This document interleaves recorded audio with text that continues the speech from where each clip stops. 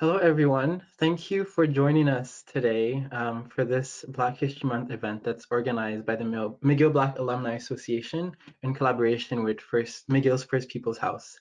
My name is Chukwubikem Nnebe. I am a second-year law student currently studying at the Faculty of Law at McGill University. I also graduated in 2016 from the Desautels Faculty of Management with a major in marketing and a minor in Canadian politics. I currently serve as the VP Institutional Change for the MBAA, and I'm very excited to welcome all of you as well as our panelists and our moderator to this event. So quickly before we start, I just wanted to as well just introduce the MBAA, so the McGill Black Alumni Association. In essence, it's a community for present and future McGill Black alumni, as well as faculty and staff, to connect, communicate, and enrich their personal and professional lives.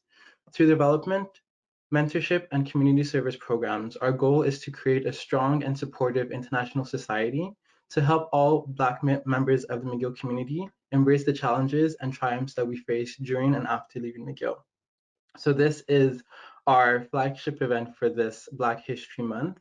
So again, I'm very, very excited for all of you to be joining us. I just wanted to say as well, you can find the McGill Black Alumni Association on LinkedIn, Twitter, Facebook, and Community Book. Before we begin, I'd also want to do a land acknowledgement. So I'll read off a prepared land acknowledgement and also speak to it more personally as well. So McGill University is situated on the traditional territory of the Kanien'kehá:ka, a place which has long served as a site of meeting and exchange amongst Indigenous peoples, including the Haudenosaunee and the Anishinaabeg nations. We recognize and respect the Kanien'kehá:ka as the traditional custodians of the lands and waters on which we meet today.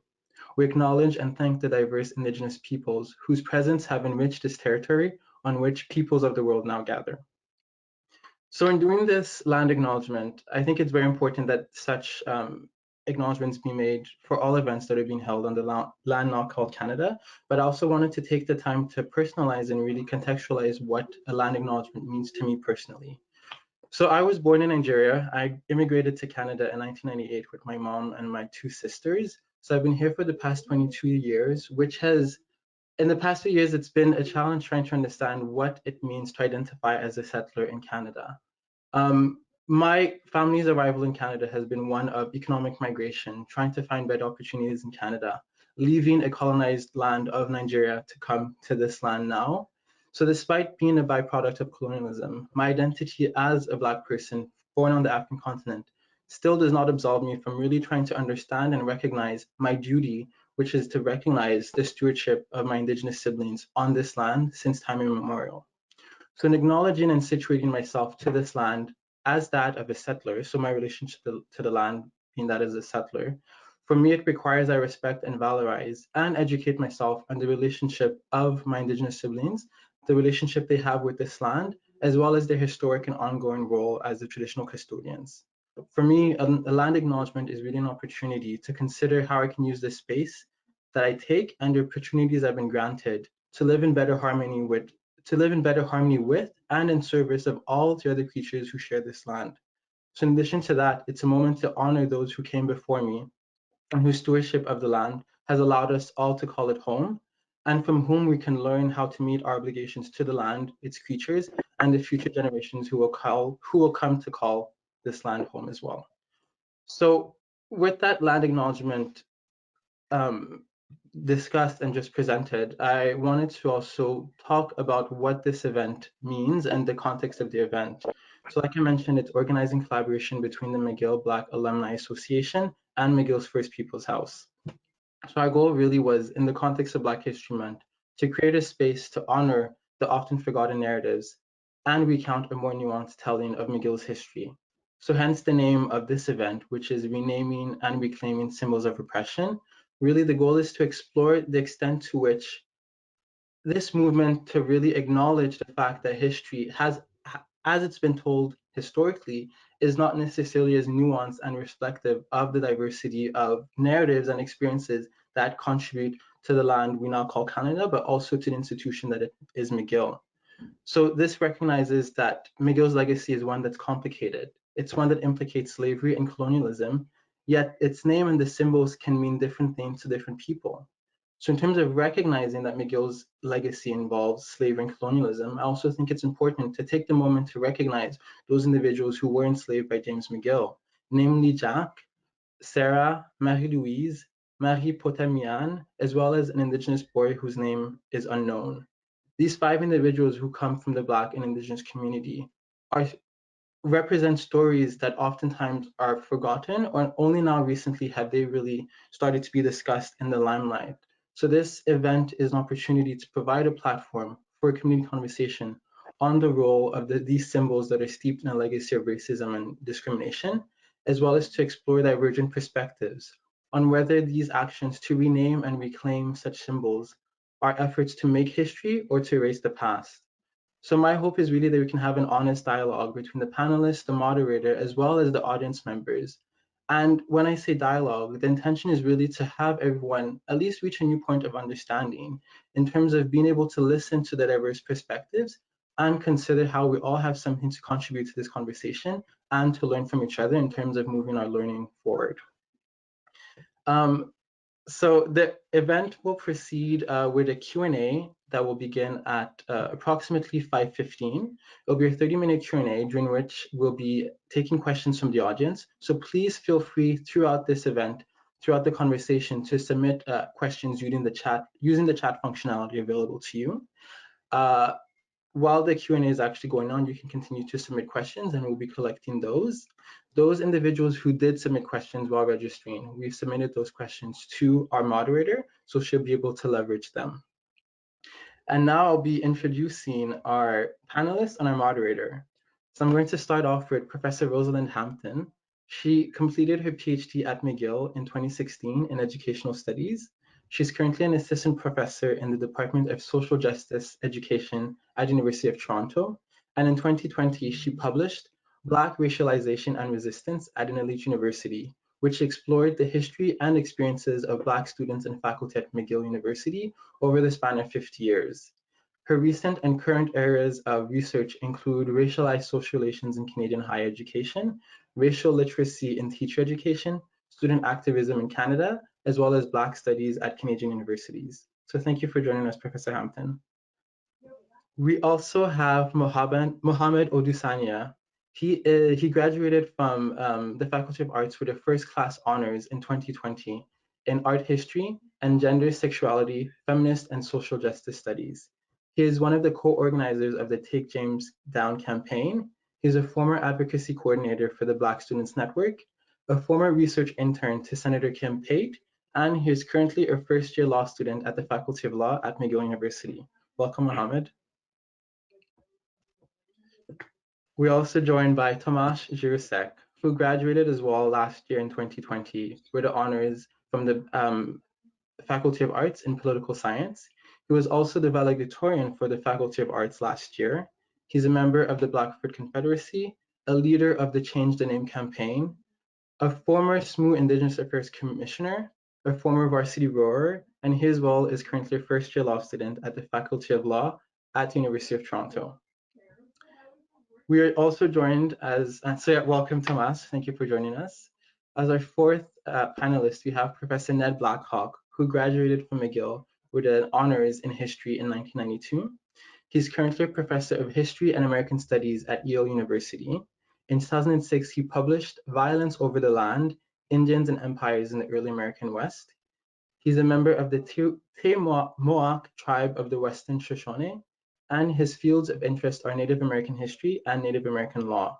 Critically as well, during his undergraduate studies at McGill, he also launched a campaign similar to Tamash's that was really looking at the logo that was used for the Redmond at that time.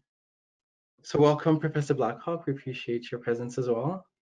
And finally, our moderator for today is Dr. Sabrina Jaffrali. She completed a PhD at McGill as well in 2017 in teacher education. She's currently a lecturer in the Faculty of Education at McGill University. She's a teacher in ethics and religious culture. And in 2018, she was awarded the Prime Minister's Award for Teaching Excellence.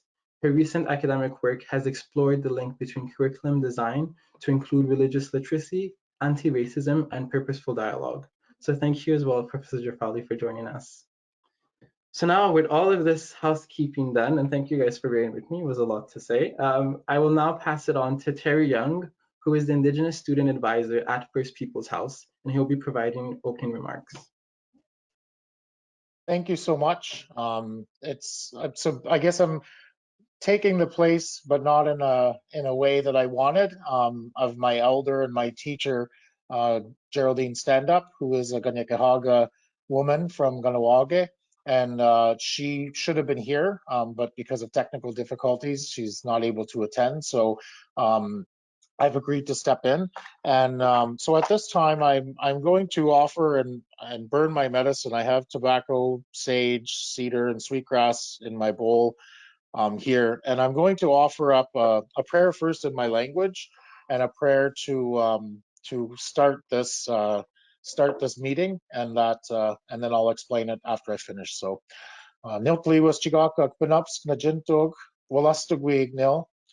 Giziokwan kchualiwan cho bemkiskak, naga kchualiwan cho ladawe wagan, gizi manuak ya cho nilon, naga giziokwan kchualiwan cho psidawen eoltuog, naga giziokwan wajoka mina, wajoka man yud apijik, naga skida bieg ayit, naga kchualiwan cho jibanuog, dan lo jibanuog nid muin megzawed, naga saunis nog eoltit nid wabeed muin, naga kchualiwan galwazed cho psida wen, naga psida gag. I give thanks today to you, Creator, for this opportunity for us to be here. I know we started a bit late today from what we were planning on, but I'm a firm believer from our teachings that the Creator puts things in our place for us to journey down a path where we're supposed to journey, and that sometimes our journeys don't always start or finish where we think they're going to start and finish. And with such a really powerful, important session like today, we can't rush those things. And so I ask the Creator to give us that strength. And I thank the Creator for all of these beautiful faces that I see in front of me, and all the beautiful people that are out there listening, because this is a really hard subject to talk about. There's a lot of trauma, there's a lot of grief, there's a lot of pain. And we, as Indigenous people and Black people and other people in the world, need to come together. And that's what I've asked the Creator to do today. And I asked the directions, the east, the south, the west, and the north, to allow those spirits to come and guide us, and that allow us to be able to really open ourselves up, to be able to hear what we have to say, to open ourselves up to love, to open ourselves up to that graciousness and that dignity that our people and our ancestors have left for us, because they've really left us that path. Because without them doing those things, and you mentioned those 5 people, without them doing and living that life, we wouldn't have what we have today. We wouldn't still be sitting here today being able to talk about this openly. So I thank the Creator for this opportunity, and I wish all of you a wonderful rest of the meeting. And so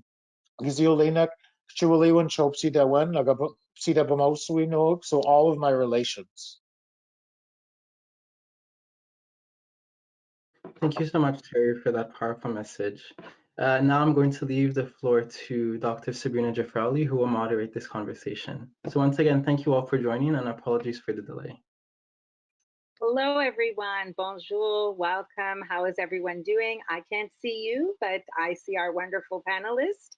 I'm so thankful to have you all here. And again, you know, this is a student-led initiative, so that we can give them some room to grow and improve. And let's get right into this, panelists. I'm excited. I mean, I've got like 4 great people in front of me. Professor Hampton and I graduated together in 2017, and we've got 2 students on the rise, and then Professor Blackhawk just, you know, giving us a legacy. So I'm excited. So I got to start with Mohammed. Mohammed, are you ready? I am very ready. Okay, Mohammed, I want you to tell me a little bit about your motivation behind you and others co-organizing the hashtag Take James Down launch campaign, and what place did you see it having on campus or not seeing it have on campus? So tell me a little bit about that, Mohammed. Sure. I'm always so bad at responding to this question because there's so many things going on at the same time, but I will try and condense it. So there were two things that sort of prompted me to sort of take James down. And the first was I had seen this document on Twitter, and it was showing a list of monuments that had been taken down across the Americas. And I was like, and I kept on thinking for years. I thought about McGill and James McGill, and I remember I had this huge internal conflict where I wanted to buy a sweater that said McGill on it, but I was like, what does it mean for me as a Black person to like wear a sweater of this with this man's name on it, and he's a slave owner. So there was that, and that had been there for the past 4 years and was just sort of brewing in the background. And then also I was familiar with Roads Must Fall, and that I don't want to go into that too much because I'm sure it's going to be covered. But I was really interested in student activism, and I remember Googling. I was like trying to figure out like what people had done, and I stumbled upon Royal Misfall, which was a movement at Harvard to get the crest of the Harvard Law School changed from it was the royal family, like 2 L's, and they were a slaveholding family. And so with all of those things in mind, I was just like, you know what, I'm just going to post this on Facebook, and I'm just going to say what I want to do. And I made a document, and the rest is contemporary history. So you just said, you use your social media and you said, let's just break up some statues here. Let's just take this down. I understand completely. It actually really helps me out here because I think at this point, Professor Hampton, it would be really nice for you to chime in, right? And here we have a student in the early 2000s looking at a statue and deciding like, no, we've had enough. And that conflict of wearing the McGill sweater and what it means to you. So maybe you can tell us a little bit about the legacy that McGill has and the implication it has in slavery and colonialism, to give us a little background for Mohammed. Sure. Thanks, Sabrina, and thanks to everybody on this panel and for the invitation to be part of it. To look at the history is to look beyond just the idea of individual slave ownership, right?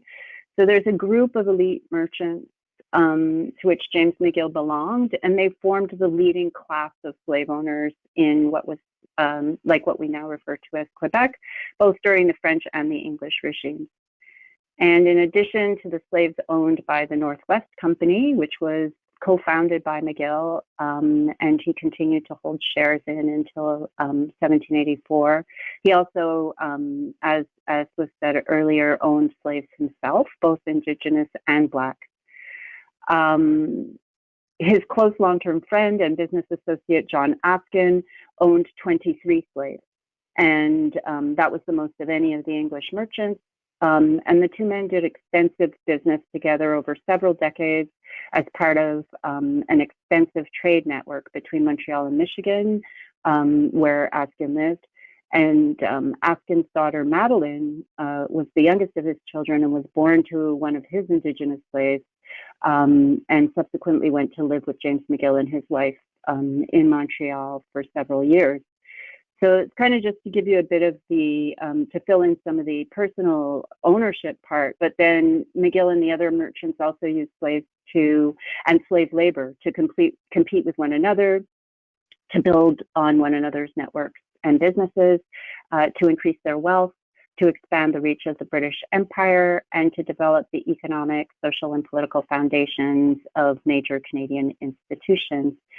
So money acquired through the triangular trade increased their social mobility and facilitated the movement of James McGill and his contemporaries, even from Scotland to the colonies to begin with. So to speak a little more specifically, as fur traders, McGill and his associates dealt in slaves and merchandise produced through the plantation economy. So rum, tobacco, molasses, cotton. And McGill, which was typical of colonial merchants at that time, also functioned as a banker. So he used reserves of capital to make loans and accept mortgages, including those that would enable prospective buyers who didn't have enough cash to actually purchase slaves. So he was very much implicated in the extension of slave ownership across multiple levels of Quebec society as a form of public extravagance, right? That allowed people to feel like they were members of high society even when they weren't. And they also served in a number of positions of political power. And since their fortunes were dependent on the slave economy, they used those positions to oppose abolition. So McGill, for example, was among 12 highly influential men in the 50-member House of Assembly of Lower Canada who were or would become slave owners. And in 1793, for example, they killed a bill proposing abolition. They voted for the institution of slavery to be maintained and protected their... Right? That was here Pardon? in Canada. That was Yes, here in Canada. yes, all of this. Thank you, Sabrina. Right, all of this is actually in Canada, right? Yeah, absolutely. So they, McGill and his fellow merchants were actually the benefactors and the guardians of colonial society. And it was through this ownership and exploitations of slave labor that they really expanded the reach of the British Empire. And as I said before, these are the foundations of Canadian institutions, including the institution of higher education. Right. So, yeah, I'll leave it there for now, but that's kind of like an overview of the complex kind of layered ways in which McGill, both the institution and the man are implicated. Yeah, and I really appreciate that, Professor Hampton, because I wanted to make sure people understood this is not American history. We often cross the border looking for history. That's right here. That's right down the street. Right. So that's thank you so much. And it just reminds me, we often in Canada want to celebrate how avant-garde we were to eliminate slavery, but most people don't know that was eliminating outside slavery. Canada still maintains slavery in the country for another couple of decades. So thank you so much for that. And that really helps me lead in and bring in Professor Blackhawk, because you actually started this. You were like the original student activist, Professor Blackhawk. You can talk to us about the history of the name Redmond and its larger historical impact and the slur against our Indigenous populations at McGill and beyond, outside of Montreal and Canada. So why don't you tell me a little bit about that? Let's get the whole history picture today. I'm happy to provide an overview of this important subject, and I'm also appreciative of the invitation to participate in this important endeavor. It's a real honor to be here, and I have to say I've learned more about the history of McGill's early founding in the last 5 or 10 minutes in relationship to racial inequity than I did during my years living in Montreal. So I've already enriched my understandings of my own educational background in essence. I should say that, first of all, I'm not Canadian, and I have a very unusual academic and personal background. And I was born and raised in the United States, and I'm a tribal member from the Western Shoshone tribe in the state of Nevada, where my family and father are from. But I grew up near the Canadian border in southeastern Michigan, in Detroit, Michigan, where the town of Windsor was very familiar to me. And so going to school in Canada wasn't that radical of a potential opportunity. But it came at a time in the late 80s when I was a relatively young man, struggling with kind of conceptions of difference and self-identity issues that I didn't realize were really kind of taking some degree of toll on me. And clearly I'm, with a last name like Blackhawk and kind of racial difference that I maintain, it was something that I was not able to ever fully explain to others clearly, or kind of make sense of and was often, as you might imagine, in a urban environment in the United States, the target of lots of misunderstandings and racial prejudices. Not necessarily violent and hateful ones, but nonetheless various slide remarks and kind of insults and various types of kind of injuries that children and adolescents lodge against one another. Yeah. So I decided to go to school in Canada, in retrospect, partly to kind of get away from what I thought were these kind of racial hostilities that seemed to follow me everywhere I went.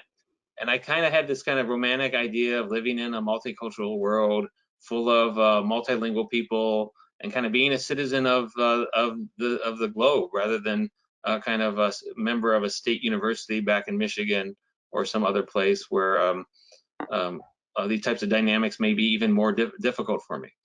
I didn't know that kind of consciously at the time, but it was kind of rooted in my my psyche in places that I didn't quite fully register.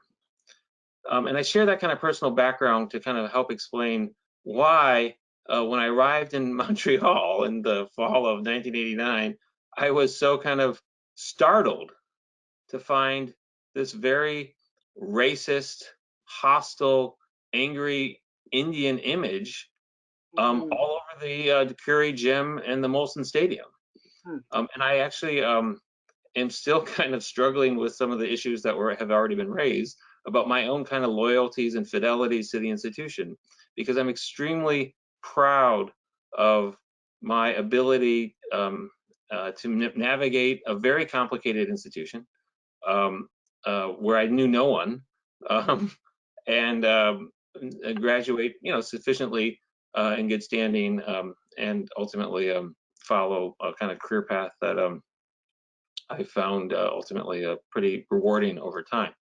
But I couldn't have actually found that path had I not gone through these experiences. And so I will always probably carry a certain degree of tension around these issues because they're so formative. And so many of the audience members or panelists may not have been at McGill when the Redmond logo was, pretty ubiquitous. And it wasn't something that I think many people even ever thought about. But I think like Tomas maybe was drawn for whatever reasons to the athletic world at McGill. It was the only place that I kind of found an initial social community because I was a member of the track and field program for 2 years, and we trained on the mountain. We ran in the fall, in the winter. We toured, the Quebec and the Ontario athletic worlds, and I see my closest friends and some of my most cherished memories of my time at McGill were found in these spaces. However, we trained every day under a giant Indian head that also welcomed us when we walked into the gym. And I just knew that that wasn't right. I knew there was an ethical problem. It kind of communicated this kind of racist simplicity about Native peoples that had kind of characterized my adult educational backgrounds previously. And I didn't really have the strength of character, and I certainly didn't have a Native American or Indigenous social community at the time to kind of draw upon. But over time, and kind of my own kind of background of developments, I decided through some kind of concerted efforts that I was going to do something about it. And that decision in the spring of 1991 and into the fall of 1991 and into 92 ultimately lead the university, the faculty senate, to vote to abandon the image, but they kept the name, as we'll hear shortly. And I just have to say, it was a period of such intensity that I will always also cherish and value. And so these two kind of foundational experiences in my time at McGill, both of which were basically occurring outside the classrooms, were kind of being a member of an athletic community and simultaneously coming to reconcile a part of the athletic programs that I found really concerning. And so this was common in the United States. I knew the Cleveland Indians and the Washington Redskins and the Kansas City Chiefs and other kind of state mascots for high school and grade school programs had kind of come under some scrutiny. But what really interested me was the fact that there was already a history in the United States of Native American student activists at places like Dartmouth College or Stanford University targeting these oppressive symbols similarly. And I kind of instinctively knew that there would be a kind of what I would think of as a kind of rational space for engagements that could ultimately bring down these types of oppressive or intrusive or harmful images. And it also brought me into a world of indigenous political activism that I had never participated. I didn't go to Canada to learn about Canadian Indigenous affairs, but in the first year I was in Montreal, the Oka crisis happened. Oh. I think many of you of a certain generation will remember how like startling and kind of politically transformative this summer of 1990 became. And Montreal and Ganawage and Ganasatake were at the heart of this kind of national question and debate about the future of Indigenous land rights in Canada. And so I eventually found myself drawn into circles of students and concerned citizens kind of participating in the kind of commemorative first year events around the Oka crisis, attending the Ganawage kind of powwow that kind of commemorated that first summer. Elijah Harper was in town. The James Bay Phase 2 projects were coming into formation, and the Cree of Northern Quebec were kind of articulating how traumatic the history of Quebec hydro development had been for them over the previous decades, a subject I knew absolutely nothing about when I arrived in Canada,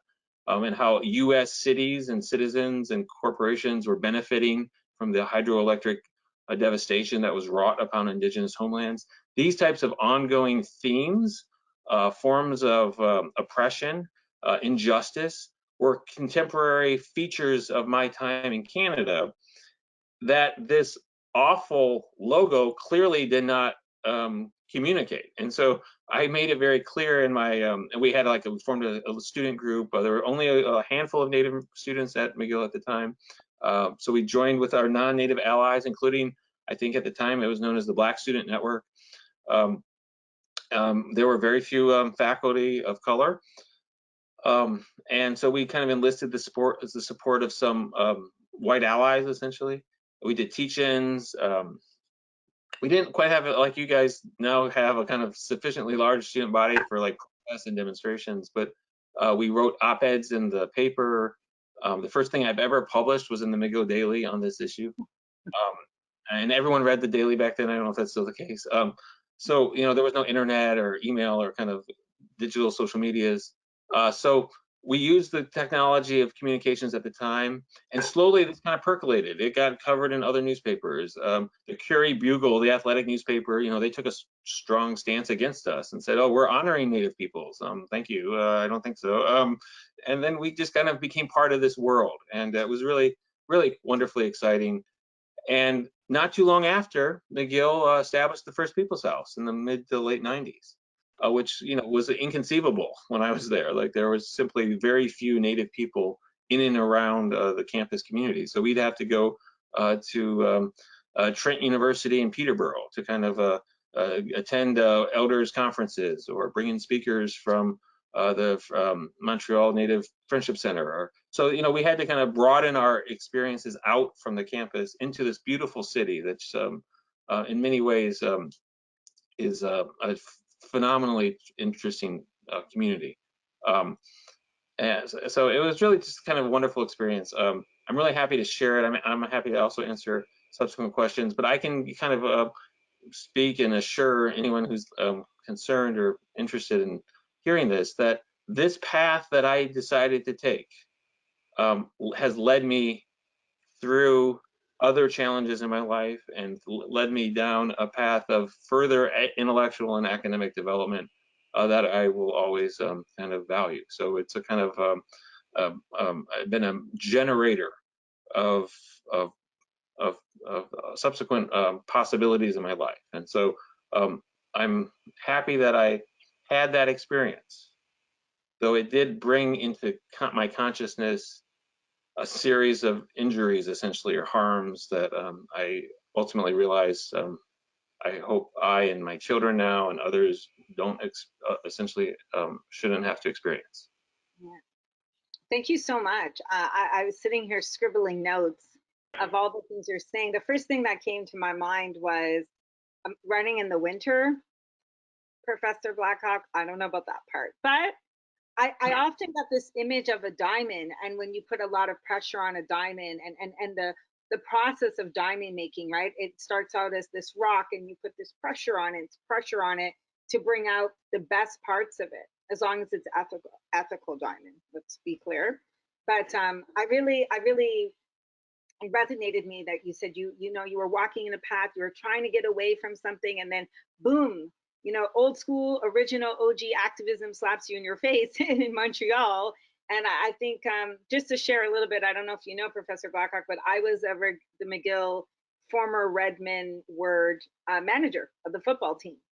And so, yeah, so I remember seeing that word thinking, this is not right. There's something wrong here. And, you know, you bring up a lot of points. And also, you know, you talking about your name. And I thought how beautiful it is to actually know your name when there's many Black folks who actually can't even trace back their historical naming. Like, for example, I know the roots of my name because it's my father's name.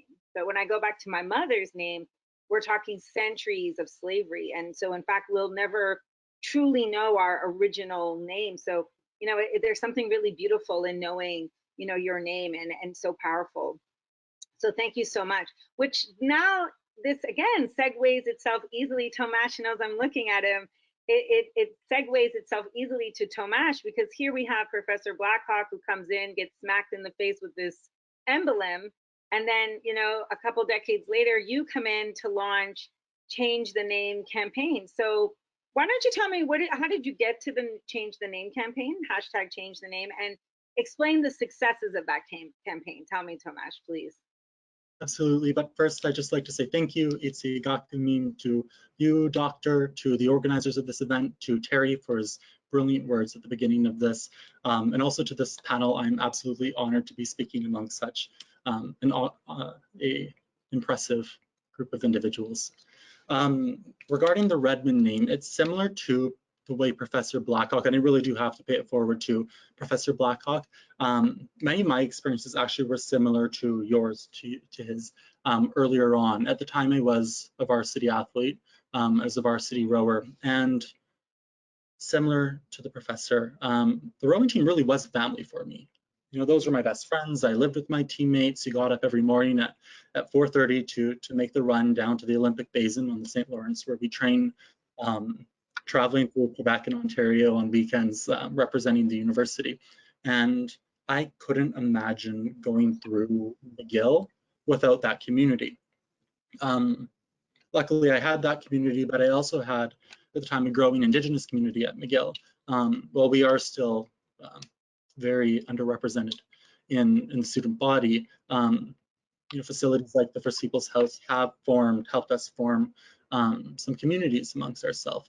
And through our conversations at the house, it become quite apparent that a lot of Indigenous students didn't feel comfortable, you know, going into the athletics facilities. You know, you'd walk in and you'd still be confronted with that word, Redmond. And even for myself on the varsity rowing team, well, as I said, we didn't have to practice or train as often at the facility. It still hung over, you know, every practice, every regatta, every trip you took. There was always that dark cloud kind of hanging over every experience.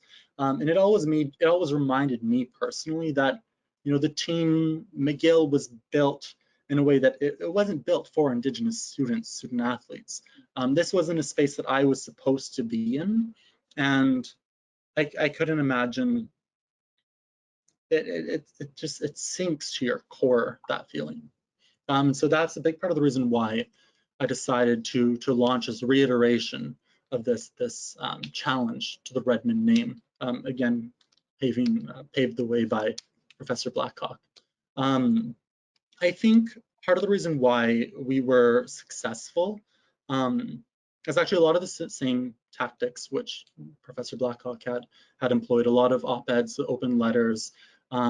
We were a pretty, I think, politically motivated student body. And so we were able to have things like protests. We were able to have things like walkouts. There were other events which I was able to organize just by virtue of the fact that I think non-Indigenous students had really tuned into the conversation. But then also I think there are a lot of modern developments that have allowed social activism, social justice to, I think, expand the reach of what it would have been prior to 2018, 2019 when I ran this campaign. And so we were able to have a lot of activism happening over social media. And that really broadened the reach of our message in a way which, without which I don't think we would have been as successful.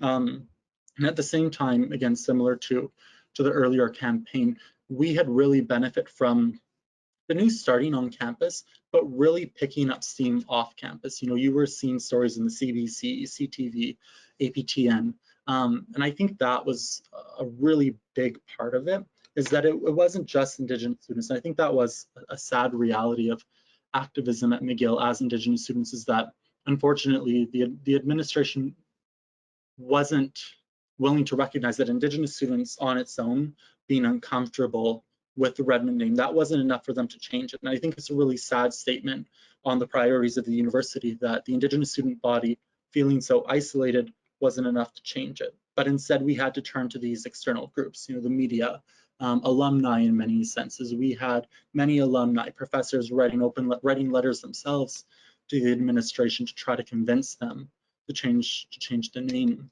But that being said, at least we've come, I think, to a social setting where that's possible, where, well, tragic again that the administration isn't properly listening to Indigenous students, we have those allies in other spaces that our voice can be amplified to the level that we need it to be.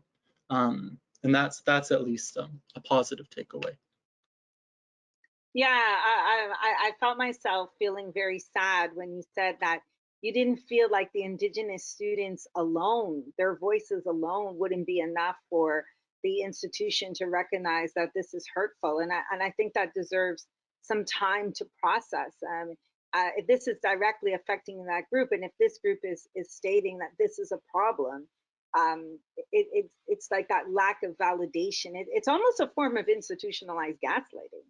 It's a very deep statement, and I really felt it. It hit me in my stomach there a bit. So thank you so much, Tomasz, for sharing. I'm going to shift directions a bit here. Something that's coming up in our conversations is, Mohammed alluded to it, this kind of pull and push with being proud, graduating from McGill, but McGill, you're not that clean. So I want to explore that a little bit more. I'm going to start with you again, Tomasz, actually, because a little bird told me that you were actually valedictorian. And so I'm curious to know, if you have even reconciled that conflict of being a McGill graduate and yet not feeling like your voice alone as an Indigenous person was enough to prompt change. So explore that for me a little bit, please. Yeah, actually it comes back to a lot of the reason why I pushed for the name change in the first place is I think it's a lot of these conversations about statues, names, we're thinking about storytelling, representation. And for me personally, I remember I was born and raised on the Blood Reserve in Southern Alberta, Treaty 7 territory. And I remember when I first became interested in McGill and being told that, I was just a dumb Indian who would never get into McGill. And the same thing for getting into law school as well. And similar to the Redmond, it felt like this narrative was pushing against me, that I wasn't built to be a part of the rowing team. I wasn't built to go to McGill to begin with. And having cousins, little brothers, it was always important to me, I think, to shatter that narrative. And the reason why I was so invested and why I pursued valedictorian was I wanted to show, that a gay Native kid from Southern Alberta could achieve this, and that narrative of valedictorian, of success, which for had so long, I think, excluded Indigenous bodies, Indigenous ideas, that an Indigenous person could pierce that idea, and that Indigenous people belong in these spaces. And again, it's similar to the Redmond idea, is that Redmond was more, I think, about our image and our idea being used without our consent against us. It created this idea where often there weren't Indigenous people. You know, we speak about a lack of representation for Indigenous people at McGill, and in place of that void, there was the word Redman. And the word Redman came to possess its own traits, its own ideas, its own place at McGill in the absence of indigeneity. And that's something that was similar here, but only the opposite. And so, again, for me, it was all about narrative and showing that the way Indigenous people are considered in the narrative. Yeah, I think that's exactly what I wrote down. This concept of taking back and controlling your identity and shifting the narrative that it's told by you and not others who are observing you, which is really important, and which helps me swing back to Professor Hampton. And I want you to tell me a little bit about the James McGill statue. We've got to talk about it, Professor Hampton. Tell me about that. Tell me a little bit more about what do you think about the James statue McGill and what should be done, and what role does it play in how a student feels and how you yourself felt at McGill? Right. So I'm going to do, I guess, a little bit of connecting the dots. The period of time that Professor Blackhawk is talking about at McGill is also the period of time during which the South Africa Committee and the BSN were both mobilized, right? Both the South Africa Committee, prior to it being kind of claimed and furthered and expanded by the BSN, as well as thereafter. And they were calling upon the university to divest funds linked to South African apartheid, which at that time were $9.5 million. And I think it's really important for us to think about the kind of anti-colonial pressure that was being put on the institution at that particular time throughout the, especially the later half of the 80s, as well as into the early 90s. And last year when Mohammed contacted me to ask me if I had any recommendations about who a Black Student Award should be named after, it was Miriam Kaba. There was no doubt in my mind who it should be, because of the work that Miriam was doing then, but also because I feel like what Mohammed and Tomas are describing is that genealogy of student activism and organizing that, as both Tomas and Professor Blackhawk have mentioned, far exceeds the boundaries of what might be considered the McGill bubble. And I think McGill is aware of that. I know that early in the 90s, again, our friends at the McGill Daily were publishing about this. And in fact, Kaba herself published 2 articles in February this time in 1992. One refusing to assert a kind of victory celebration around Nelson Mandela's release and calling our attention to the work that remained to be done in South Africa and the ways in which countries like Canada were kind of using this opportunity to kind of celebrate this idea of like waiting patiently and of liberal values that were being kind of transposed onto that situation before there had been any real deep structural changes. And then the other article that Kaba wrote at that time was asserting the need for Black studies. And that begins a campaign that continues, as most of us know till this day, to assert the demand for Black studies or Africana studies at McGill. And that campaign was 5 years in when the 175th anniversary celebration for the university was being planned, and the decision was made to unveil this statue of James McGill at the convocation in 1996. And so people often think about this statue as kind of this like historical remnant that kind of has always been there. And it's just like, oh, that's just James McGill. He was always there. It's his property. I take it as an act of like, I'm thinking about it as counterinsurgency, right? I'm thinking about all of these like, you know, anti-colonial activists coming at the institution from all these directions. And sure enough, here comes this incredible statue and its unveiling. And the unveiling itself takes place in the context of a colonial garden party. So the university decides that it would be fun to have a dress-up party and for all of the dignitaries, quote unquote, at the university to dress up in colonial garb, for the principal and other senior administrators to arrive in horse-drawn carriage and to all play the part of the era of James McGill. And Bernard Shapiro, who was the principal at the time, actually said that, and I'm quoting here, it was a time to examine closely where we are going and what we want to be in the next century, unquote. And certainly this what we want to be in the next century is really telling. And when you read the institutional texts from this era at McGill, you find this real strong tension, this idea that, you know, once again, you know, first in the 60s when there was this push to have this expansion of who would have access, and then in the 90s, in the late 80s and 90s, as we're hearing, you know, another push, and this is the pushback. This is the pushback.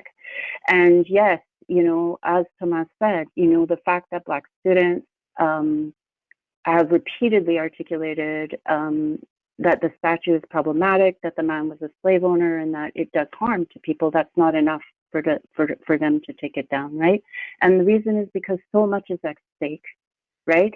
That colonial narrative that this institution hangs on to so tightly and guards so jealously is what's at stake in these symbolic gestures, right? Of like changing the name of the sports team, removing the statue or moving the statue, moving the rock is another one, right?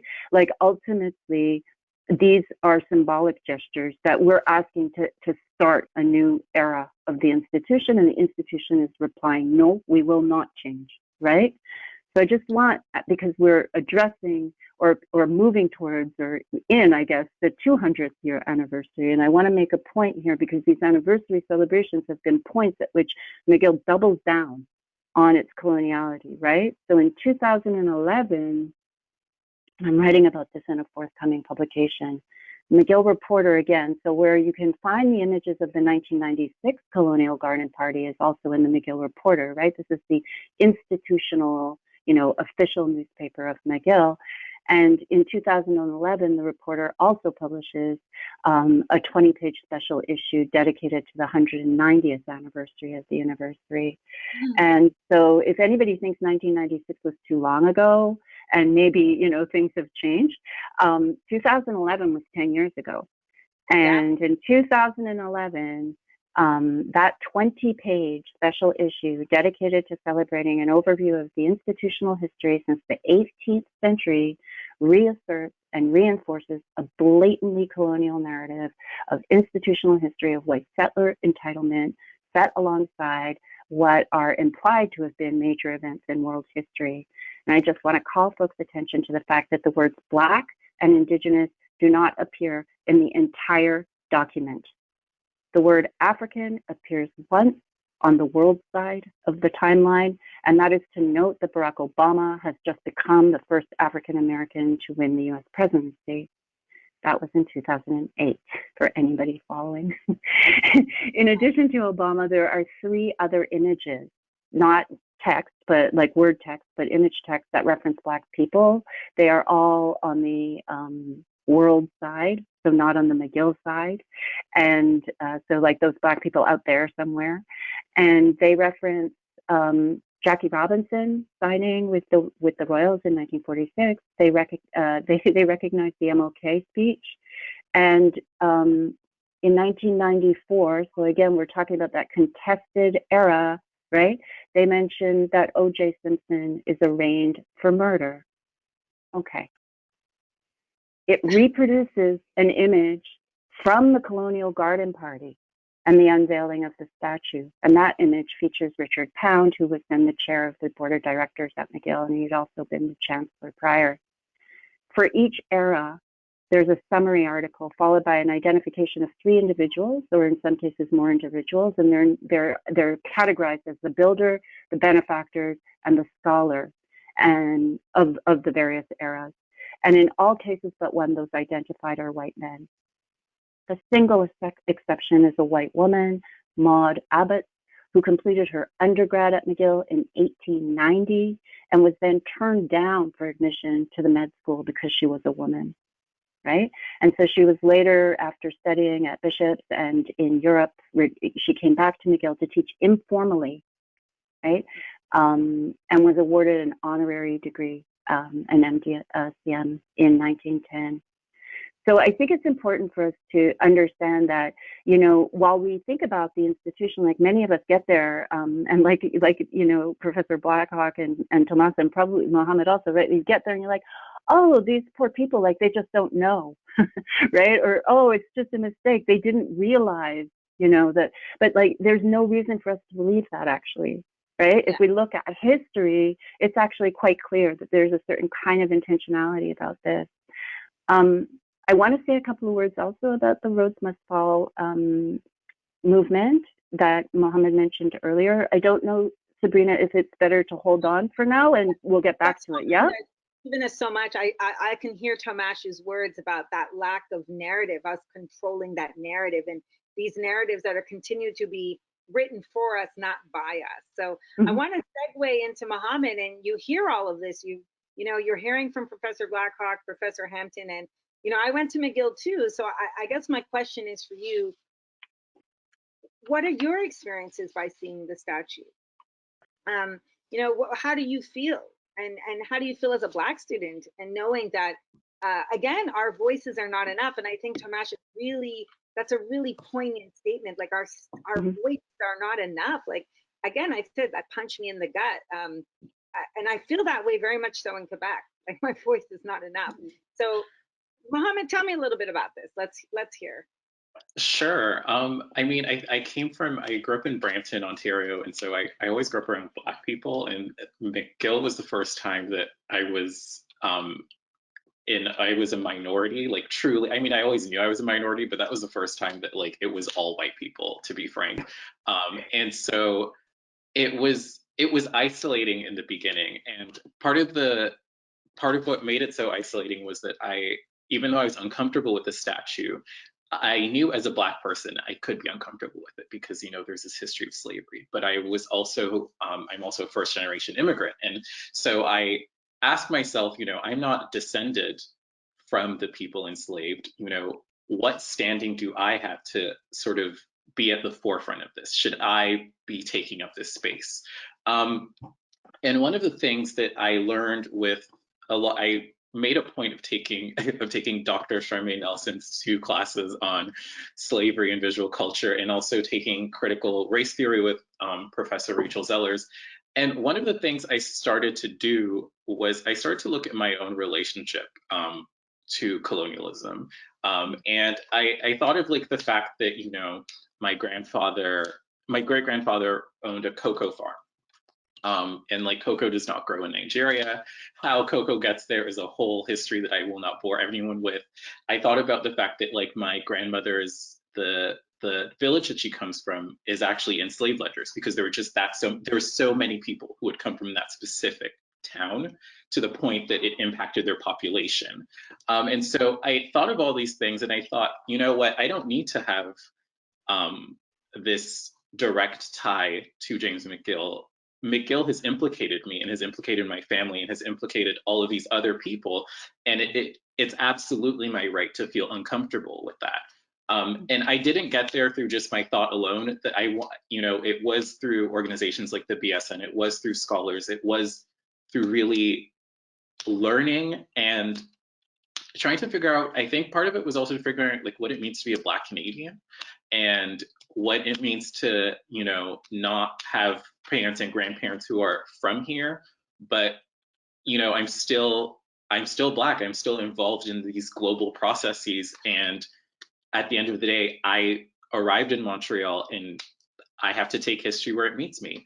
And so that, I hope that's partially answered your question, but that is really what what prompted me to ask for the statue to be taken down.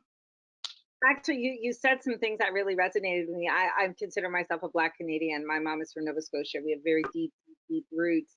But I realized you're so lucky. It dawned on me that I've never had a Black professor. I am a Black professor at McGill. Some Black students have had me for the first time, but I have actually not had that experience at McGill or Concordia.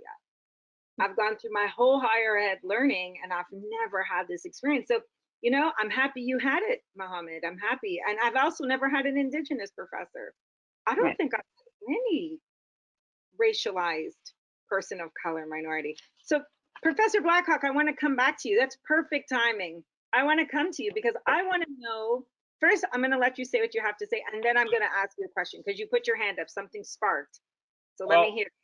You know, this is a really interesting kind of segue into what numerous academic institutions around North America are grappling with about how to potentially organize required pedagogical instruction on these issues. And many universities in the United States have adopted what might be called ethics, or what are known as ethnic studies requirements. And there's been a tremendous resistance to those initiatives.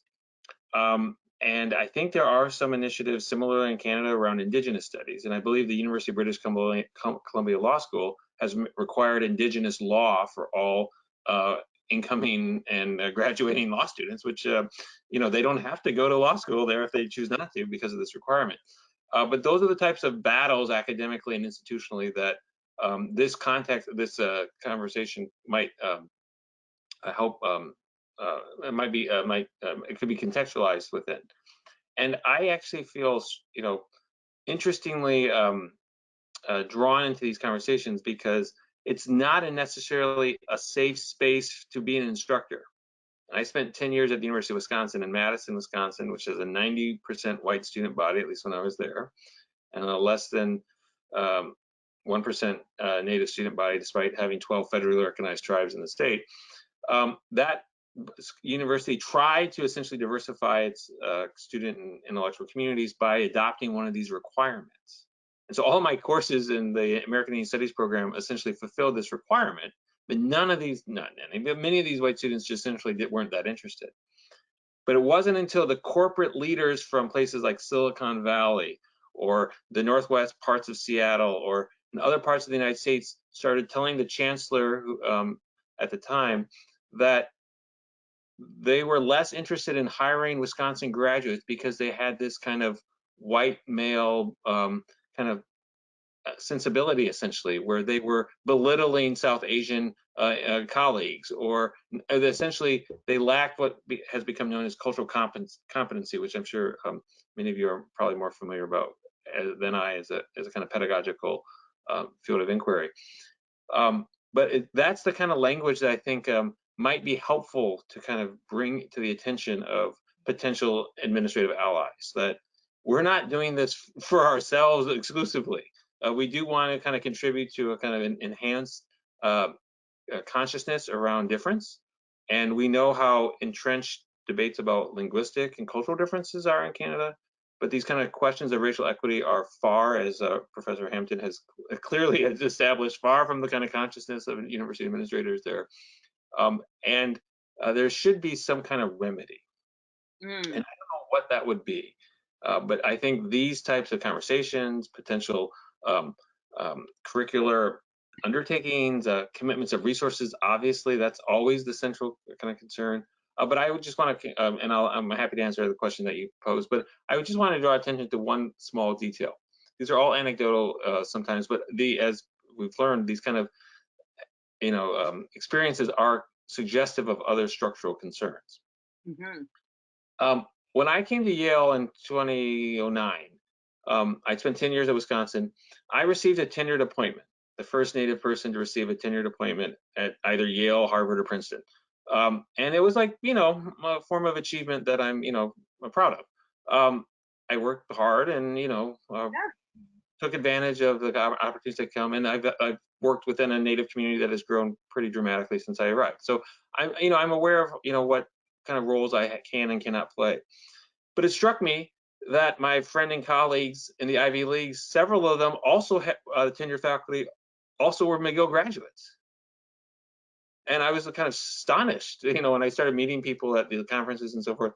My friend Audra Simpson, whose family's from Ganawage, got her PhD in anthropology from McGill shortly after I graduated as an undergraduate, and she now has tenure at Columbia. And prior to his appointment to the University of Toronto, Dale Turner at the University of Dartmouth College, another Ivy League school, got tenure having gotten a PhD in political science from McGill.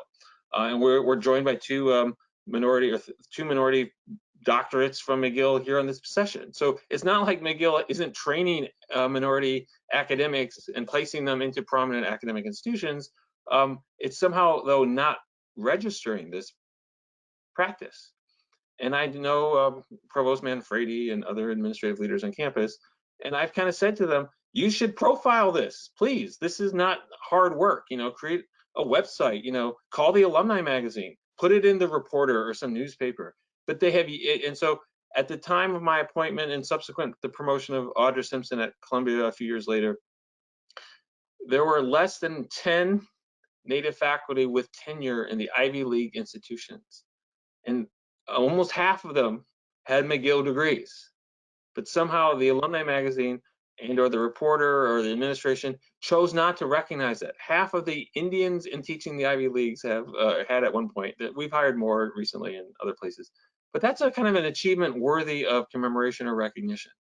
So so one of our conversation points could be not only what do we do with these improper commemorative experiences, how do we recognize those forms of achievement and resiliency and survival that are worthy of our kind of collective sense of recognition.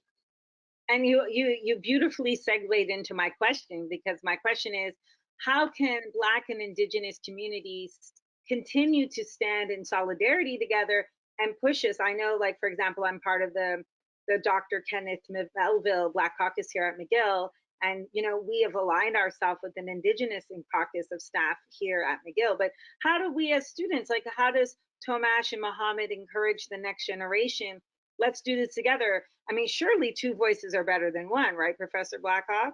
I mean, they might try to dismiss them both, but this is social media era. So what do you think? How do we create opportunities of solidarity? That's a great question. I'm sure you all have great experiential understandings of the subject as well, and other suggestions. And I don't spend that much time on campus, or haven't recently, so it's not something I would probably have a clear answers towards. But I would just say that the labor that people put towards these ends needs to be recognized. Mm-hmm. And I don't know how, through commemorative scholarships or potential alternative memorializations. And there's a huge debate, as we all know, occurring across North America about this fate of monuments and kind of the histories of monumentalization that have kind of come before us. What do we do with this? What do we do in response? And the Mellon Foundation in New York has, I think, made a historic commitment of several $100 million to fund alternative forms of commemoration, to essentially establish a new topography for the 21st century of socially conscious, we might say, forms of commemoration. I don't know where that funding might come from, but it may not need to be formal monumentalization projects. It could be web or interface, or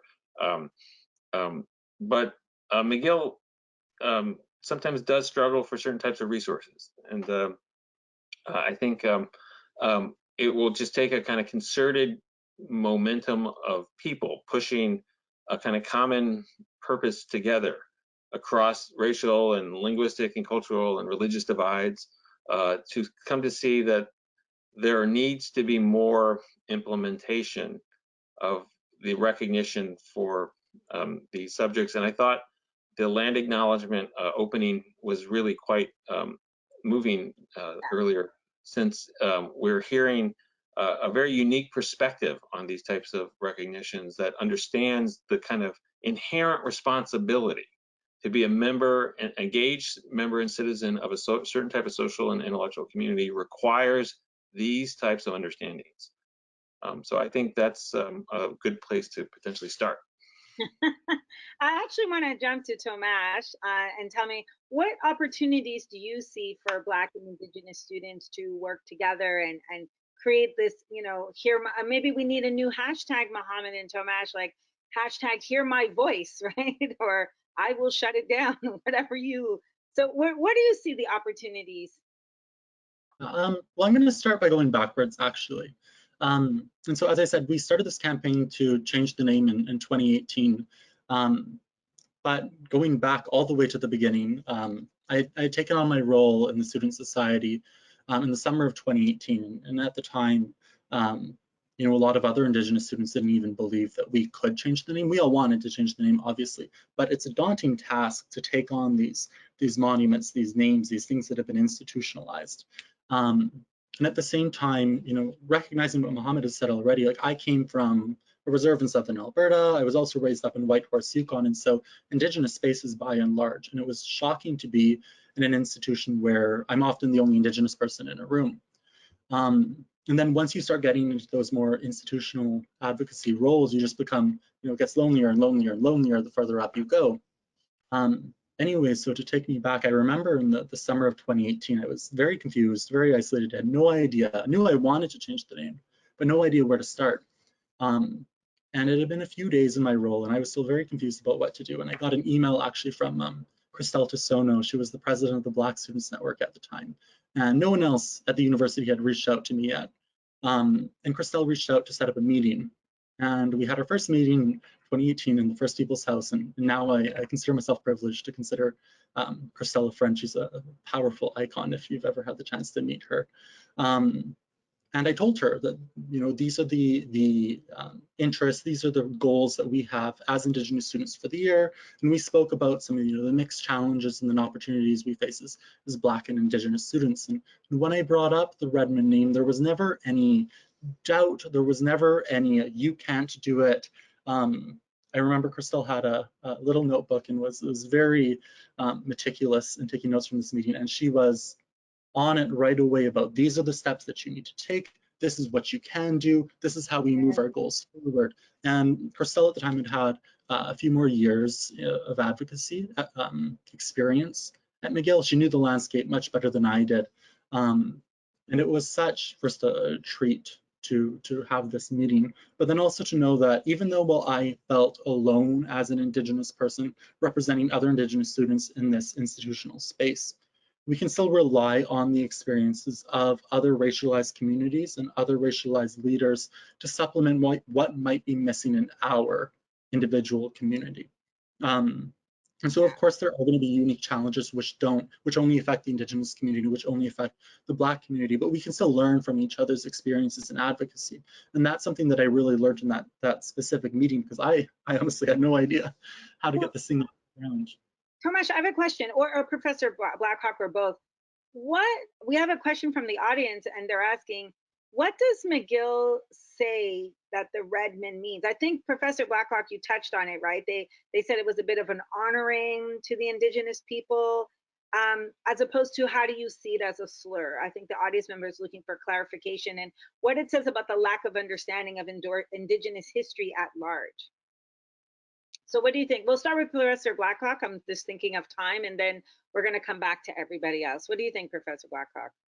You know, this is a very good question. And because Canada has a very distinct, different kind of self-conception than the United States does, people in the United States understand that there is a long history of racism in our country.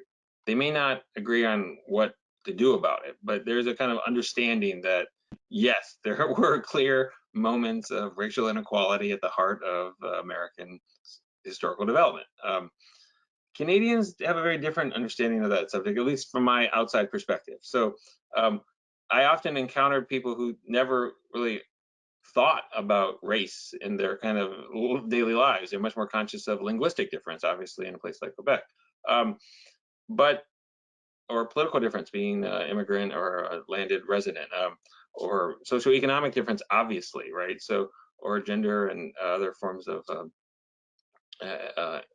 difference in other ways. So I'm always had this kind of conversation kind of present where you had to tell people, it's, as Tomas was suggesting, these are not representational forms that are neutral, essentially. And we have to kind of understand the kind of historic and contemporary legacy of these subject matters. And I think it's just, you know, it's just a shocking how thoroughly erased the histories of colonialism are in Quebec and Canada, comparatively speaking. It's changed a lot in the last 25 or 30 years. People now use this term settler colonialism fairly commonly. That was not the case. The kind of celebration of multiculturalism was really kind of ubiquitous throughout Anglophone Canada throughout the 80s and 90s. But that kind of erasure of Indigenous peoples and that coloniality, as Professor Hampton was saying earlier, is so hard to overcome. But contemporary Indigenous communities in Quebec are, you know, resilient, but they're also beleaguered in many ways. And the healthcare crisis that was exposed last summer, the kind of inability of the provincial legislature to receive kind of recommendations on these subjects, the denial essentially of systematic racism, is you're all much more familiar with than I am, by recent provincial legislature leaders, is kind of troubling. So that's the context in which these images are circulating, and we can't ignore that. And Professor Blackhawk, I'm well aware of the time, so I do want to thank you for you spending your time with us. And you know, we loved having you. And again, such a powerful name. I like those kind of, I like superhero stuff. So I really like it. Thank you so much for being with us. Appreciated the invitation. I'm sorry I had this kind of written down as till 5:30. I wish you all tremendous continued successes in your endeavors, and hope to communicate with you all subsequently. Yes, and thank you so much for your work, and you know, thanks. It's an honor to be here. And no more running in the winter. You know, Dennis Barrett, the track coach at McGill. So thank you so much, Professor Blackhawk. I want to go back to Tomas for a minute to answer that same question, and then come back to Professor Hampton and Mohammed about some other about the same question, actually, about how do we think Black and Indigenous students can collaborate together to make things stronger. So Tomas? Yeah, again, from that starting point of recognizing that we have a lot of knowledge to contribute, one of the most efficient ways for us, at least, was just meeting and seeing the knowledge that the BSN might have to contribute to the Indigenous Students Alliance or Indigenous student groups on campus. There's a lot of institutional knowledge that I think students struggle to carry over year to year, just by virtue of the fact that we're constantly incoming and outgoing. And so by having those opportunities. And it's actually, it's okay, Tomas, because actually I wanted to ask you the same question I asked Professor Blackhawk, like, what does the origin of that name mean for you? And it's okay, we can still see you and your beautiful jewelry, so we're good. That's all this is, the earrings, as long as everyone can see the earrings. So what about yes, the origin of the Redmond? Yeah, so the way I constantly frame the conversation is, you know, well, the university was always going to push back on the origins of the name. And we can debate the origins of the name because we know where it really comes from. But my stance on it was that it shouldn't matter to the university. What should matter, and again, this is the statute, but what should have mattered is the experiences and the feelings of Indigenous students. And that should have been the piece that it always revolved around, whether Indigenous students felt so isolated that they wouldn't go to the gym, that they wouldn't compete for athletics teams because of the Redmond name. So at the end of the day, it really shouldn't have mattered. You know, the university arguing that it's because of the color red. you know, that was kind of the default. And if it wasn't the color red, it was because of our Scottish origins. That was the argument kind of advanced by McGill historians and the administration. And we can debate that. But again, it shouldn't matter. What we know for a fact is that the name, no matter where it started, it took on connotations, it took on an impact which hurt Indigenous students. And that is the singular fact that the administration should have been focusing on. And again, I think it's something really sad about the administration and about McGill as a university, that it's playing with nuance about the origins of the Redmond name, kept it from properly addressing such a painful legacy, such a pain that Indigenous students were feeling.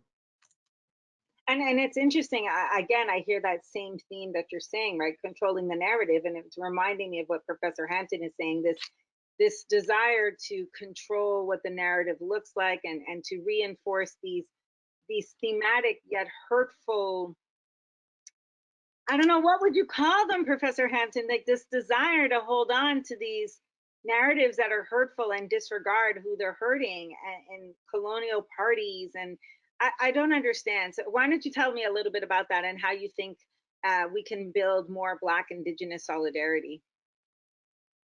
Yeah, I'll start by responding to Professor Blackhawk, even though he's not here yet, because one of the things he raised is a really important tell, I think, in relation to your question, right?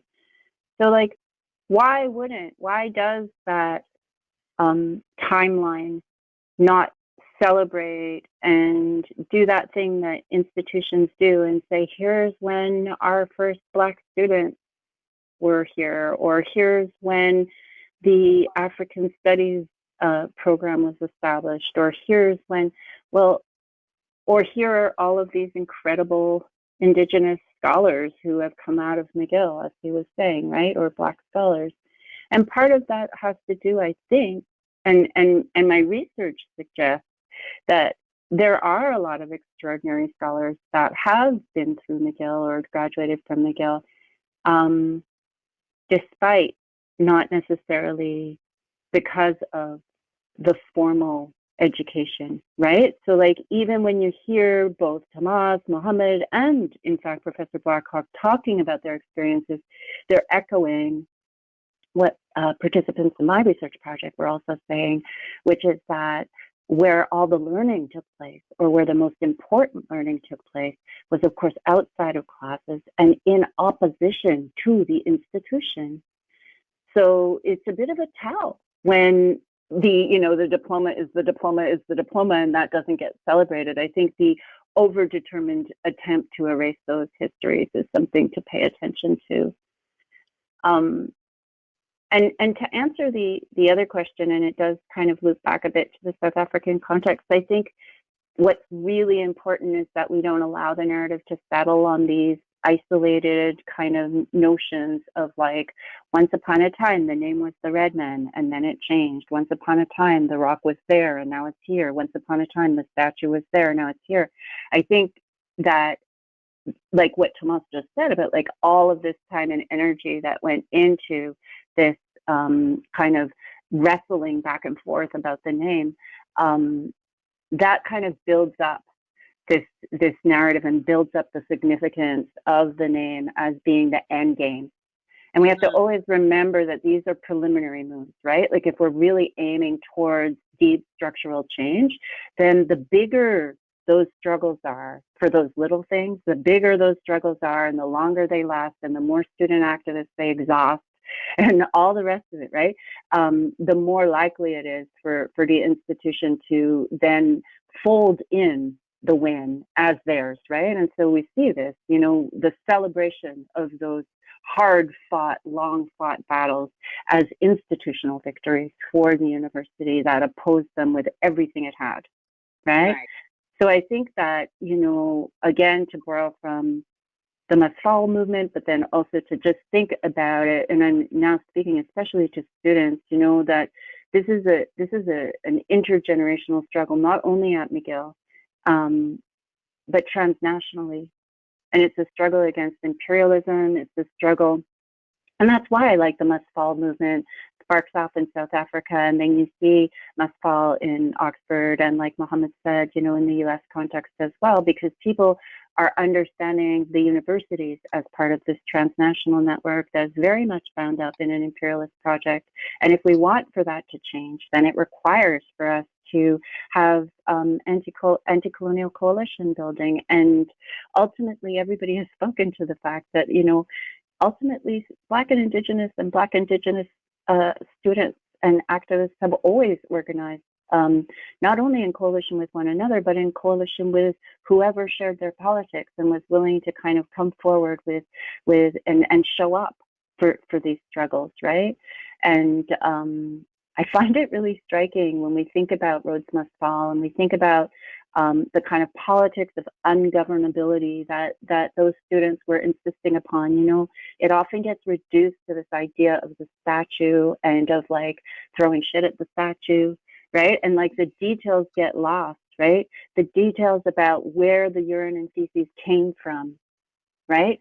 The urine and feces came from like the Black townships that have no sewage system, right? It was not just like unreasonable or uncivilized students, right? Like those narratives are attempts to stabilize the coloniality of the institution, to cast student activists as other and as of not belonging there in the first place because they weren't civilized enough for that project, right? And so like what the students experience at McGill is a similar kind of defensive response on the part of the institution. And the institution recognizes, because the institution knows that it is part of a transnational network. And so when it recognizes the students making those connections, that's where you have those big moments of kind of institutional oppression and pushback, yeah? And it also reminds me, I think many people don't, well, they know if they heard the story of Africville, but you know, this is the story of the government systematically destroying a community and then labeling them something other than what they were. And, and how that story has been, it's been tried to be re-narrative, but it's very much those people own that story. So that's also a good successful story of how they kept their narrative and how we have to continue our narrative. So Mohammed, you've been waiting patiently. I gotta ask, how do we build these Indigenous, how do we continue to strengthen these Black Indigenous? Because you know, we also have, I attended an event at McGill that was for Black and Afro-Indigenous event. I am a former BSNer, so I love BSN. BSN First People's House collaborative event during Black History Month. So how do we continue to build on this, like Tomash was saying? Oh, that's a big question. And I don't know if I have all the answers, but I will try and speak from the heart. One of the notes that I made was solidarity is work. And I don't believe in fictive kinship, and I don't believe in natural affinities. I think that you have to be deliberate in building solidarity. So how does Black and Indigenous solidarity come about? It comes out through, you know, reaching out to people, and comes out through, you know, making that deliberate space. And that's one of the things that I've been very proud of BSN and Indigenous students on campus for doing. And I hope to continue to see that. Two other things that I think are really, really crucial. One of the things that we brought up was that a lot of students are not paid for their work. And we brought it up because we didn't want it, the rate of burnout, especially amongst BSN members, that's who I can speak to, is incredibly high. And so after 1 or 2 years, students need to complete their degrees, they need to do all these things. And so they leave, and that institutional knowledge is gone. And so one of the things that, you know, needs to happen is also that there needs to be an actual structural environment in which students can afford to create solidarity. And what that doesn't mean you need to be paid by the university, because that has implications of its own, but it does mean that we need to be deliberate, whether it's, you know, whether it's admin who are allies, whether it's professors who are willing to offer their space and their time to ensure that those solidarities can form. I think the other thing too that is incredibly important is that even within, you know, I'm going to speak to, if there's anyone in BSN who's listening right now, there are lots of people in BSN who love me, and there are also lots of people who dislike me. And I don't say that to, you know, cause any drama. I say it to, again, really hammer that point that even within the Black Students Network, there are political tensions. There are, that solidarity it's not just this natural thing that comes about and we're all Black and it's all la-di-da. It's really something deliberate. And so I think that if we're going to build that solidarity, it has to come from that knowledge that solidarity is a deliberate act, and that regardless of who you're trying to build a coalition with. I think you bring up a lot of great points. Part of my own activist career is I tell people, we're family, but it doesn't mean I naturally like you, right? Like, it doesn't mean I like you. And also a lot of people tend to, the dominant view of people tend to say, well, one Black person is speaking, they must be speaking for the collective, as opposed to looking at us as a collective of individuals who are made up of individual experiences. And as such, I've adopted a principle, Mohammed, that I can work with anybody in principle, as long as we're moving in the same road. I don't have to like you, but if our principles align and we're moving towards the same goal for our communities, we're good. Doesn't mean you'll be at my house, doesn't mean we'll be social distancing, but we can work together in principle. And I think you bring up a really good point that, we're individuals in this collective movement, and that we have to work on that desire to be solid. And again, you can disagree, but you can disagree with respect and not make it so personal. And activism is such a personal, professional thing, but sometimes you got to take out your personal ego in it and make sure that what really matters is the work being done. And I've been doing this for a while through BSN and even before BSN. I actually have a question here, and actually you three are just helping me because your answers just segue in, and I'm good as a moderator. I'm just kind of sitting back. So one of the questions, and it can be open to Professor Hampton or Mohammed, and then Tomasz, we got a question for you too, so I got you. Following the resurgence of the Black Lives Matter protest movement this past summer, following the killings of George Floyd, Breonna Taylor, and Ahmaud Arbery, which was actually a year ago yesterday, have you noticed any change in how the grievances of the Black community members are now being received by institutions like McGill? That's a bit, I see Mohammed laughing because that's a big question, right? No. No. No. I want to give a positive, happy answer. I can say that I think that institutions are very interested in Black faces and in the performance and the theater of listening to us. I've been listened to a lot at McGill. I'll give McGill administrators that. They will sit with you at a meeting, they will start a subcommittee, they will do all sorts of things. And I think you're going to get more of that, and we're seeing more of that. And I'm sure McGill is going to come out with its own, subcommittee on this or that. But in terms of structural change, in terms of the change that is necessary, no, I don't believe that that's going to happen. And I don't think that that shouldn't even be our goal. I don't want to ever be on the same side as McGill. The whole point is I always want to be on their tail. And if that's not my goal, then clearly I'm doing something wrong here. So I'll leave it at that, but no. I'm gonna go to Tomasz while the no just resonates in us. And I've got a little positive comment here. It says, someone in the audience said, thank you very much for this webinar. And of course to you panelists, I feel more connected as a Mexican, Indigenous, Asian student at McGill. So, much heart to you. Thank you for those comments. I think, everyone is brave up here. I'm just sitting back and letting them shine. So thank you so much. We're going to give Professor Hampton a moment to talk, but Tomasz, I have another question for you. And, working in solidarity with the no of Mohammed, to what extent are we now in a moment of performative allyship? What can institutions, be they universities, sports teams, or other organizations, do to showcase a genuine commitment to Black and Indigenous liberation? And what about individuals? Yeah. These are some heavy questions coming. Good question, though, a worthy question.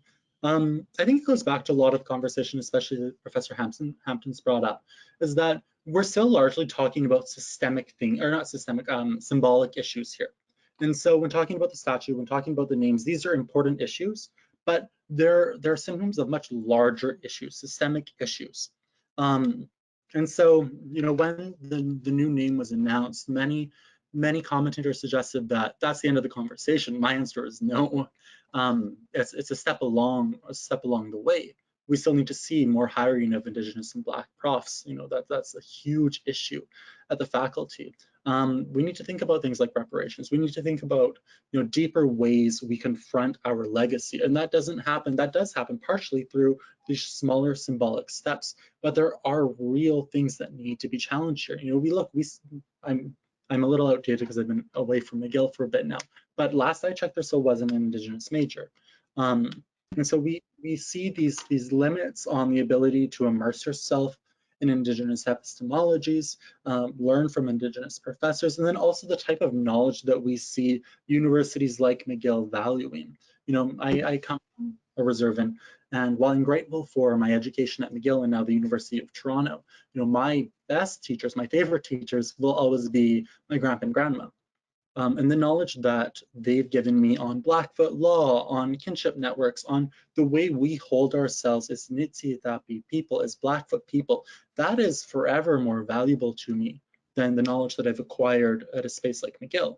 And McGill puts a premium on the information and the knowledge that it itself holds, and then it prioritizes reteaching that knowledge.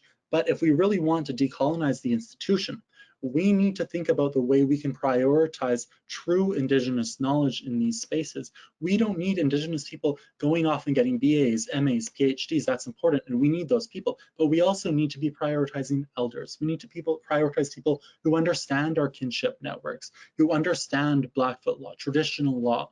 That's more valuable than anything we could learn in these other spaces.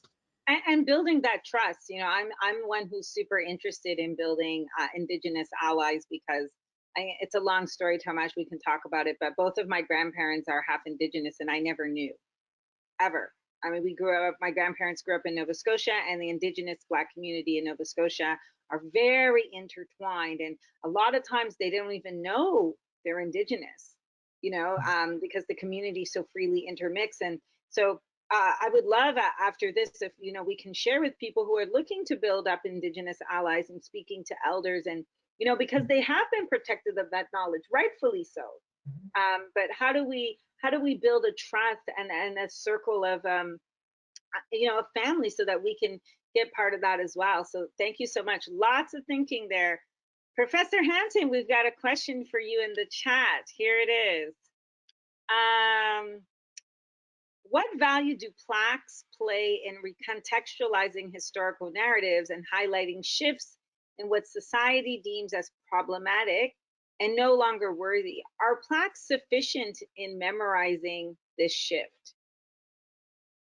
I actually am having a hard time hearing, so I'm going to try and I can also is it in the chat? Oh, no, it's not. Okay, so no worries. Can you repeat it again, Sabrina? Sorry. I just sent it to you in the question in the chat. I sent it to you as well, just so you could see. Oh, cool. What value? Oh, plaques.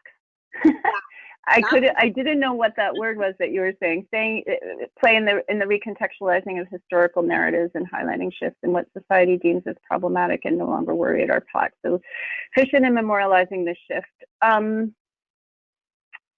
Look, I don't have a lot of opinions about plaques in and of themselves. I think that the question probably comes from somebody who's like thinking, is it enough to put a plaque beside the James McGill statue and say, dude was also a slave owner, like P.S., right? Or P.S., this was a colonial dude. Like, I don't think that is anything near what we're talking about here, right? So, like, I really do, you know, like, I don't think plaques in and of themselves serve the function or undermine the function. I mean, undermine maybe, because I think, like, if people think that the plaque, like putting a plaque beside the statue is going to somehow fix things, then I disagree, right? But I also think that moving the statue without any other systemic change, to kind of pick up on what Tomas is saying, is also like not enough, right? So I think we have to be really mindful of the fact, and Tomas is raising a lot of important questions, because one of the things that we haven't flagged are the state narratives, right? The kind of stuff that's coming from on high. So it's not a coincidence that we see the kinds of gestures that have been made towards Indigenous peoples, because of course, following the TRC, there's a federal mandate, right? There's a federal declaration that, you know, the universities are going to decolonize, and they're going to hire more Indigenous folks, and they're going to do more Indigenous stuff, right? And it's not, that doesn't exist somehow separately from the subsequent claims last year by Indigenous peoples all over this place that is called Canada, that reconciliation is dead, right? Reconciliation is dead because there's no point in a lot of lip service that talks about decolonizing and indigenizing while you're continuing to dispossess Indigenous peoples of their land, right? And so right now we have another wave, right? We're in the midst of the UN declaration of a decade for African descendants, African peoples. And so you have some of that pressure. You do have another, you know, a sustained set of 5-6 years of uprisings across African diasporic communities throughout the US, throughout, you know, in different places in Canada and the UK. All of that puts pressure, right, to kind of create some kind of superficial change, something that looks different that isn't really quite different. And, you know, both Thomas and Mohammed have spoken to that. The other thing to remember also is that we're at a particular stage of capitalism. We, you know, in Montreal, folks saw 2012 and the kind of pushback against the kind of notion of austerity and the austerity measures. And we shouldn't forget that racialized people are also implicated there too, right?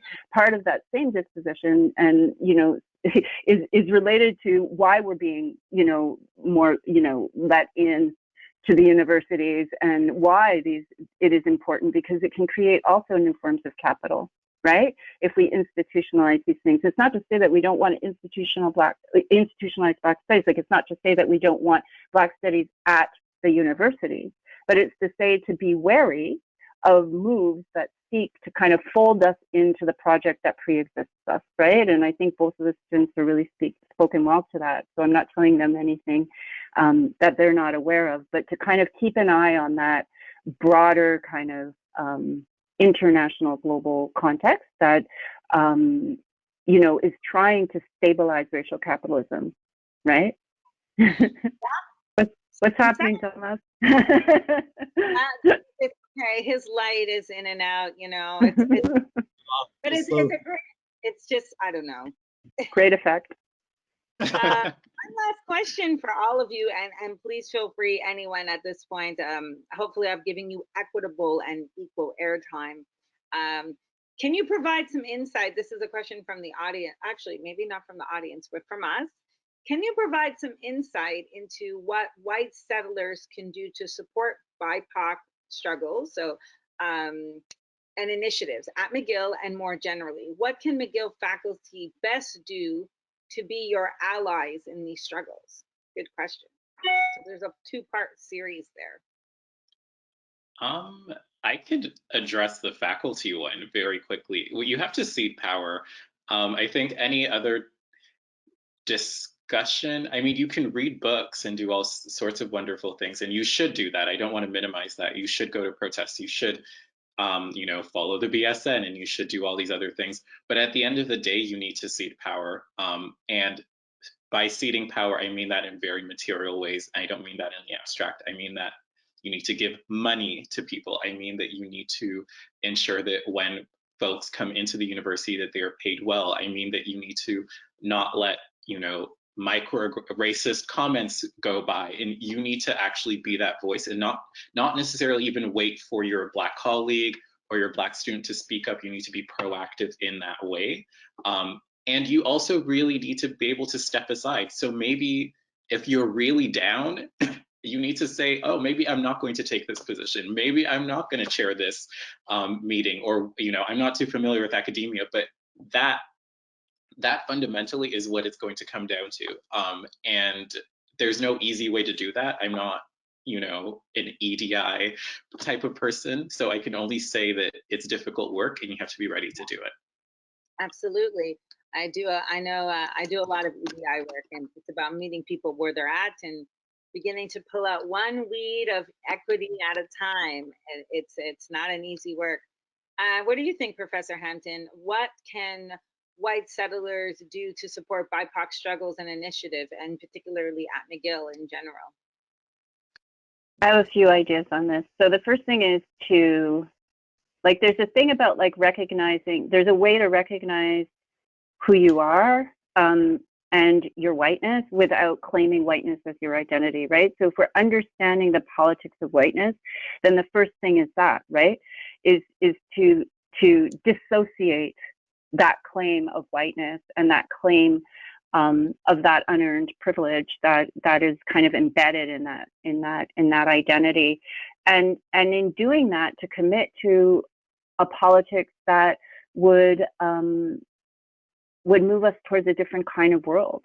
Those kinds of commitments, like an anti-capitalist, anti-colonial commitment, forces anyone to then take action and do some of the things that Mohammed is talking about, right? Like ultimately, and you know, we get this a lot. I'm the co-president with Dr. Omishere Dryden of the Black Canadian Studies Association, and this is a really big conversation right now because there's a lot, we have asserted a lot of positions in relation to the social sciences and humanities in Canada and the ways in which the Federation is not doing enough from our perspective. And a lot of other associations either share those politics or want to be in good relation with us and want to support our position. And one of the things that I've been really saying again and again recently is that, you know, we've made our position really clear.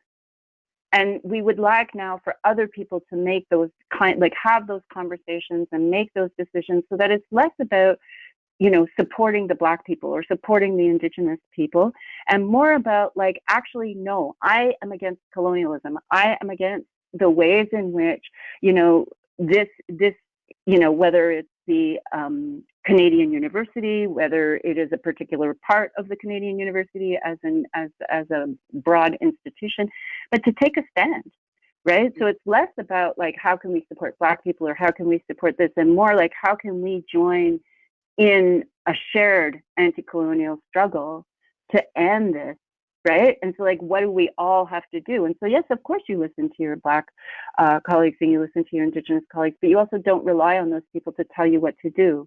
You do the work that you need to do in order to know what to do next, and work with other people to determine. It's not like we come with like, oh, we know everything how to do it next. We're doing the work. Exhausting. It's exhausting. It's well exhausting. Yeah. Tomash, we see the lights are back on. We're happy. So what do you think? What can white settlers do to support the BIPOC struggles and initiative at McGill? How do you think McGill faculty can be better allies for students? You know, what do you think? Similar to what's already been said, recognize your privilege and then recognize the way your privilege builds a platform, and then get off your platform and offer to somebody who doesn't have that same opportunity, that same ability to speak to the issues. I find that's the most helpful way to advance Indigenous Black activists to begin with.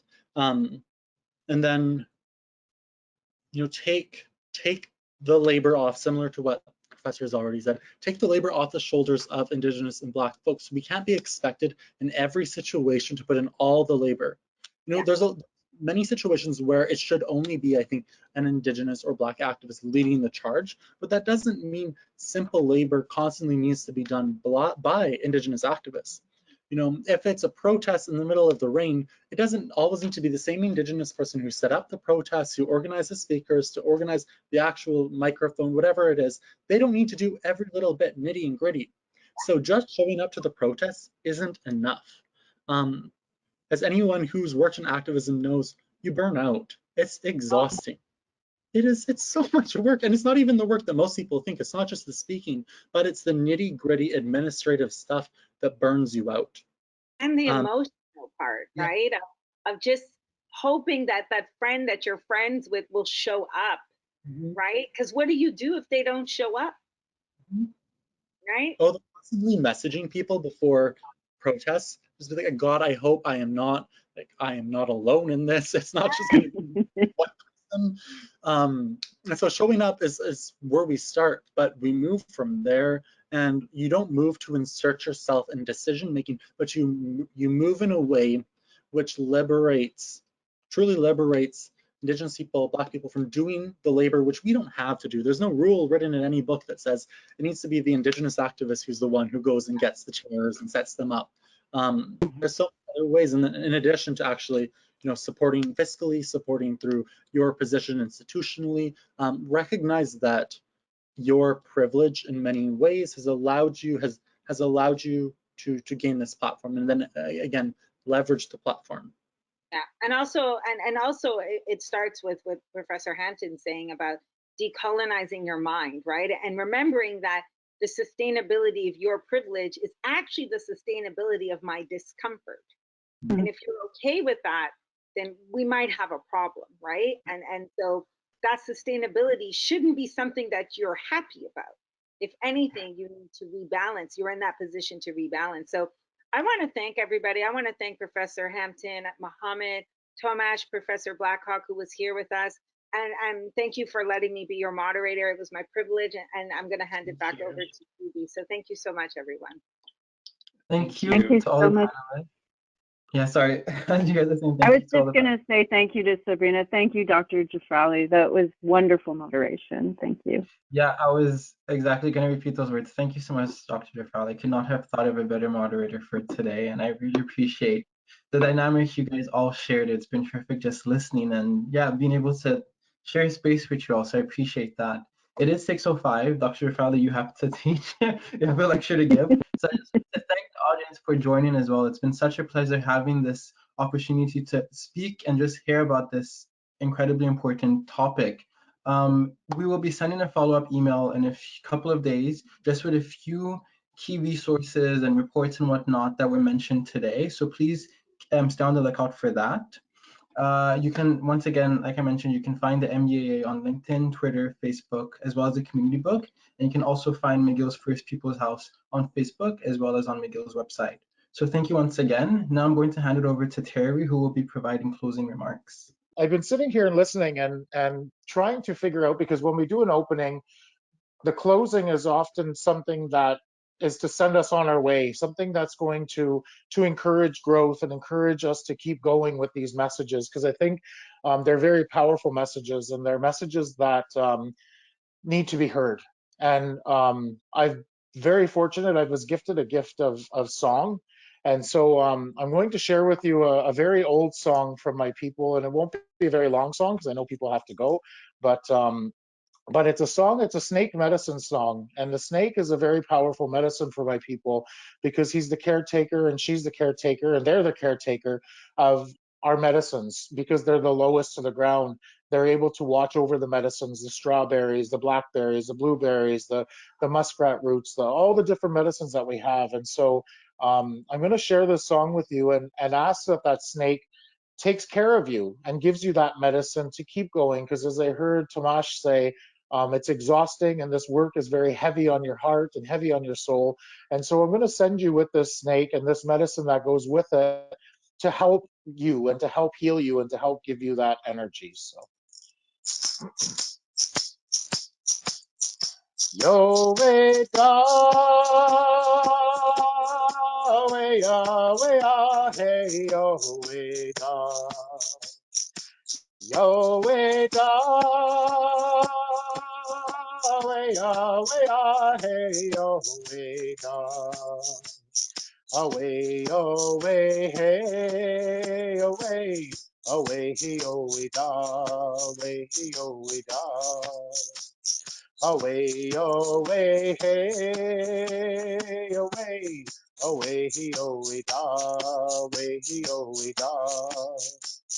hey yo way da, hey yo way da, hey yo way da, hey yo way da, hey yo way da, hey yo way da. Away, away, hey, away, away, he, away, da, away, he, away, da, away, away, hey, away, away, he, away, da, away, he, away, da. See, Delagomuk, all my relations, and thank you to all of you, and on behalf of First Peoples House, thank you for participating, and thank you for Chubi for asking me and our team to be here, and to the wonderful presenters, amazing words and amazing kind, loving energy to all of you, and Rosalind, I haven't forgotten yet about you. We are going to talk because I do have discussions we need to have from the First Peoples House, and that's my job and my role is to connect. And so just in final to say that we are going to continue these wonderful relationships, and we are going to look at more opportunities like this where we can grow, where we can support them, and most of all, we can give love to each other. And yeah, so thank you. Thanks, everybody. Thank you, everyone. Have a terrific evening.